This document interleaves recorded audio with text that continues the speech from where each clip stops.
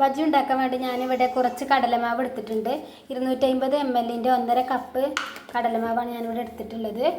പിന്നെ അതിലേക്ക് 1 സ്പൂണ് അരിപ്പൊടി ചേർത്ത് കൊടുക്കുന്നുണ്ട്. ബജ്ജി ഒന്ന് ക്രിസ്പി ആയി കിട്ടാൻ വേണ്ടിയിട്ടാണ്.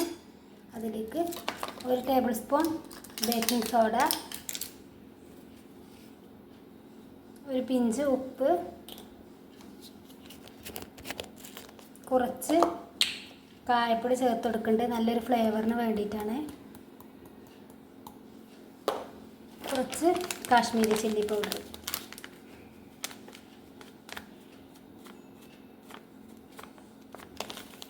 സാദാ മുളക് പൊടി ഞാനിവിടെ ചേർത്ത് കൊടുക്കണില്ല. ഇനി ഇതിലേക്ക് ആവശ്യത്തിനുള്ള വെള്ളം ഒഴിച്ചിട്ട് മാവ് രൂപത്തിലാക്കിയെടുക്കണം. കുറേശ്ശെ വെള്ളം ഒഴിച്ച് കൊടുക്കുക.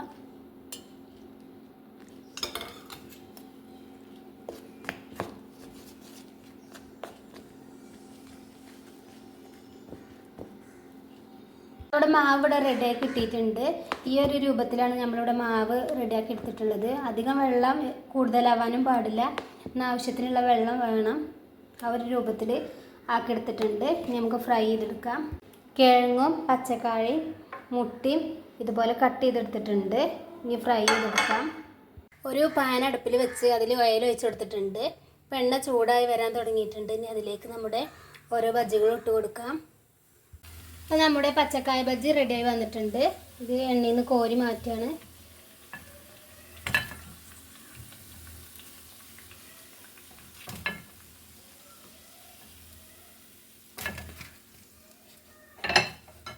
നല്ല പോലെ വീർത്ത് വന്നിട്ട് തന്നെയാണ് നമുക്ക് കിട്ടിയിട്ടുള്ളത്. ഇനി നമുക്ക് അടുത്തത് കിഴങ്ങ് ഇട്ട് കൊടുക്കാം. കിഴങ്ങ് ഇട്ട് കൊടുക്കുകയാണ്.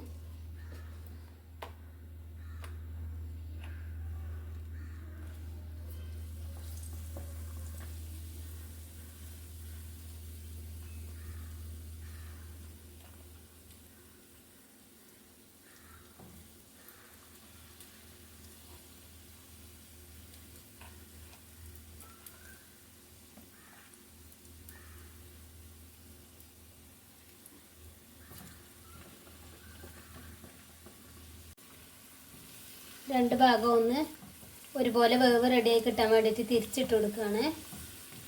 നല്ല ക്രിസ്പിയായി പൊങ്ങി വന്നിട്ട് തന്നെയാണ് നമുക്ക് ബജ്ജി കിട്ടിയിട്ടുള്ളത്. ഇനി ഇതുപോലെ മുട്ടയും കിഴങ്ങും പച്ചക്കായും ഒക്കെ മുഴുവനായും പൊരിച്ചെടുക്കട്ടെ.